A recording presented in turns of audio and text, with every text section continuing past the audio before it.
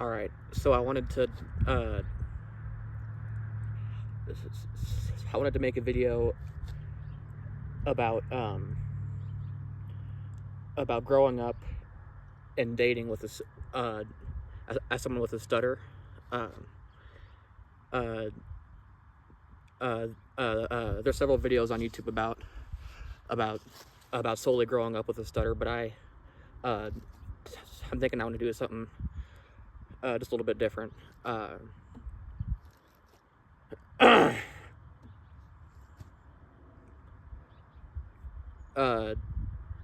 First, let me get comfortable. Let me do what I need to do here.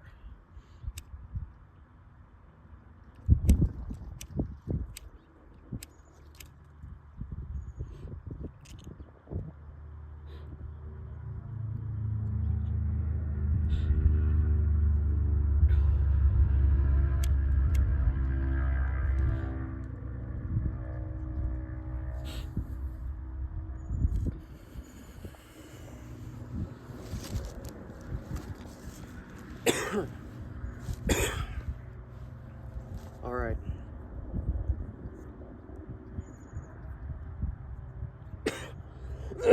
Excuse me. So,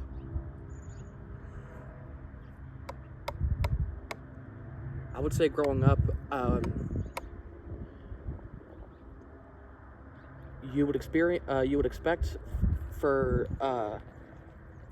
me to have a lot of stories about being made fun of or teased, but that's not really my experience.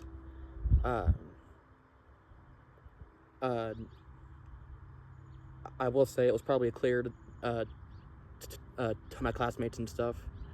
But I was a bit different from them in the sense that I would get pulled out of class to go and work with a speech therapist every day, and that was through elementary school. And then in middle school, I stopped seeing speech therapists, and that middle school is like the precursor to high school, and that's when you start liking people of the opposite sex and stuff, if that's what you like, of course. And so for me, this is where a lot of social anxiety starts, because that is probably the biggest side effect of my speeches. I'm very tentative to approach someone just based on me thinking I don't come across as very confident based on my speech. So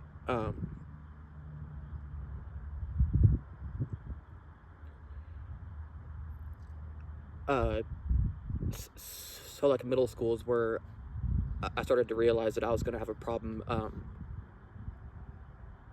as far as dating, because when you develop social anxiety, I mean, obviously, you become afraid of people, and certain people more than others. I'll say that as a teenager, I had an easier time making friends with the dudes around me that I went to school with, and that's not to say that I had a bunch of friends, because I really did.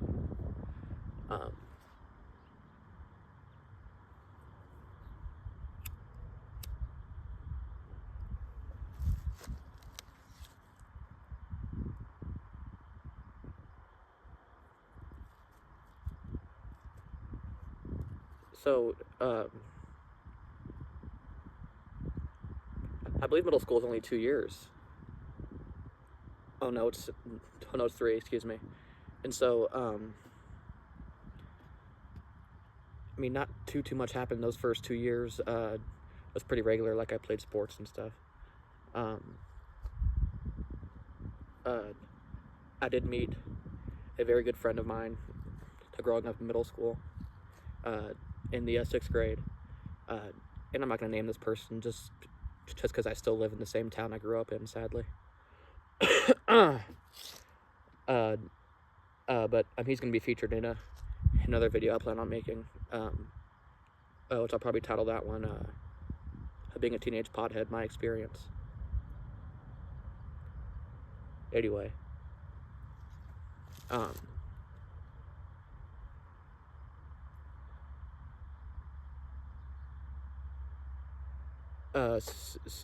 in 7th grade, not much. In 8th grade, that is when I started smoking pot, of course. And then from there I started to get in trouble and stuff, but this doesn't have to do much with speech. But I will say that I do feel more comfortable, of course, more at ease when I'm smoking or whatever. And I think naturally my speech gets a little bit better.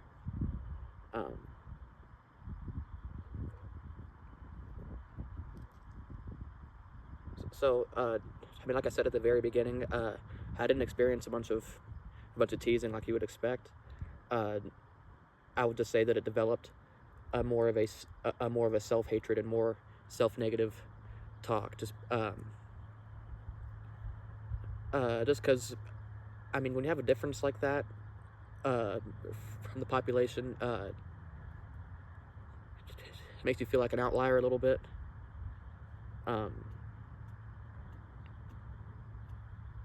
And then from here, I'll just transition into actual dating and giving examples. So I'll just be straight across the board and say that everyone's different, and everyone values and cares about different things. Like before I get into the bad stories, I guess. The girl I was dating most recently, she never made a single comment about my speech, and it didn't bother her, and she just didn't seem to care, and she's a super cool person, and me and her are still on good terms. We just aren't together.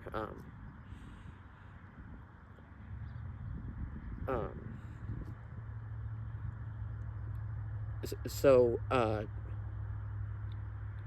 when you have a speech impediment, I will say people can then make judgments about your intelligence and about whether or not you have mental stuff going on. And so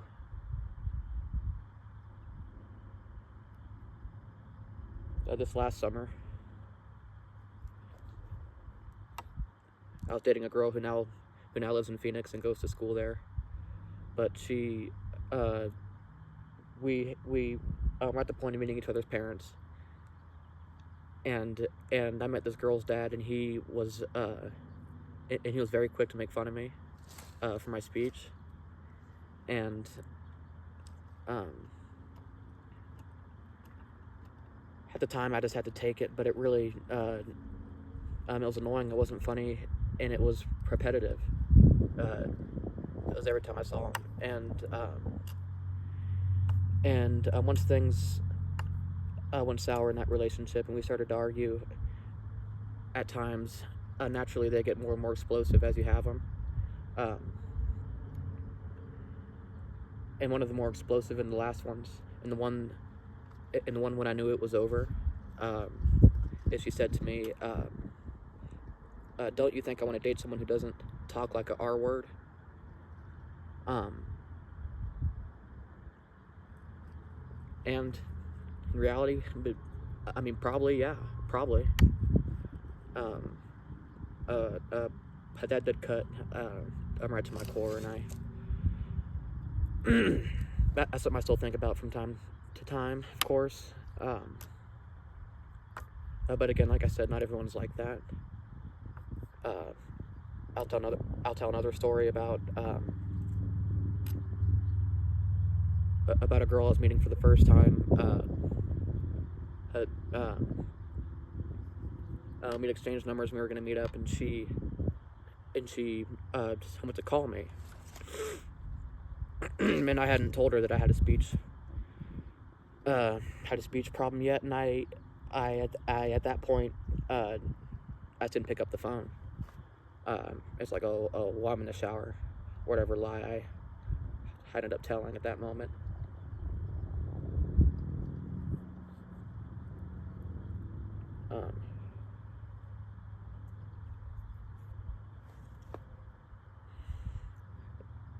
And so we meet up, and this is in my hometown, of course. I mean, this is only a few months back. This is around Christmas. I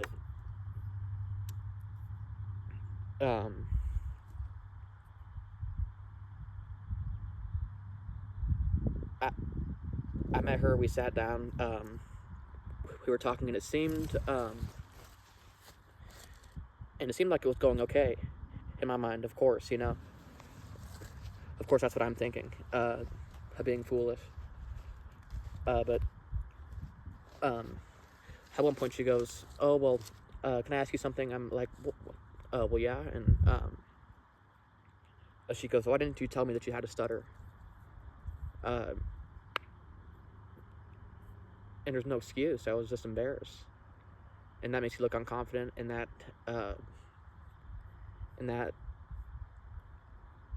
really throws off the whole thing. And that's the biggest problem, is that it makes you unconfident and avoid people. Like, I've real avoidance problems. Like, at certain times, if I see someone in public or whatever, I will go out of my way to just avoid them, just because I don't want to talk to them. I don't want to have to deal with the interaction. And that's not attractive to a woman. And that's the problem, is that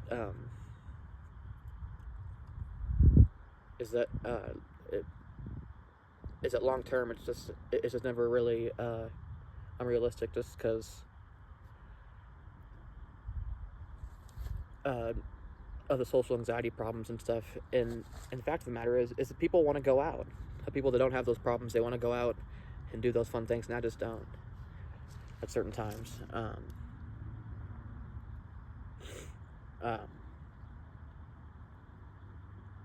And so I think we'll just stop here, just because I'm rambling. It's been a few minutes.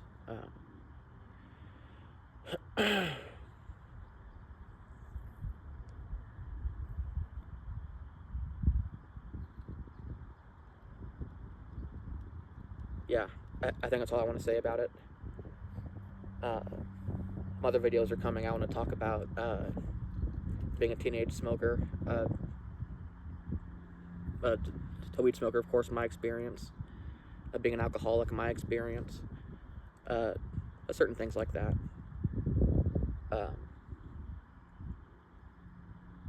And so if you are watching, thank you. It's cool. You know, I hope that at a certain point, this stuff starts to get traction, just because I'd like to make YouTube videos. There are certain people I'm real big fans of that tell stories. Shouts out to, well, mainly to Goblin. Peace.